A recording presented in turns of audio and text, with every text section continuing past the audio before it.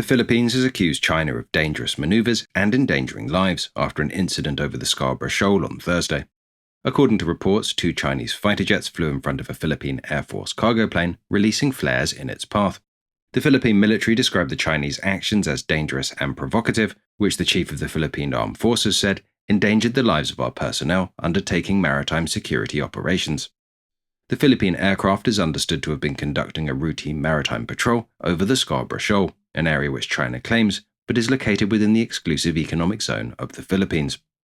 China confirmed the incident but claimed it was the Philippine side in the wrong, saying they insisted on illegally intruding into the airspace of Scarborough Shoal and that the Chinese aircraft were sent to legally identify, verify, track, monitor, repeatedly warn, and dispel. The PLA's Southern Theatre Command said, "We warn the Philippines to stop infringing on our legitimate rights and stop provocative actions and distorting facts." This tactic of dropping flares in the path of another aircraft is not new, although it does represent the first incident of this kind between China and the Philippines. China has previously used similar grey zone tactics to harass and disrupt its enemy's aircraft and vessels.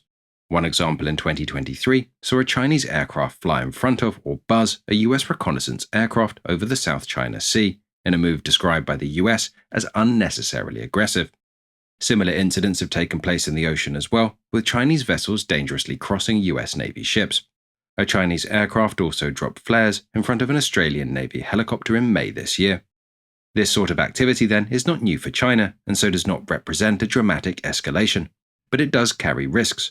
In an incident over the Black Sea, a Russian fighter jet repeatedly dumped fuel on a US drone before accidentally crashing into it, forcing the drone to ditch.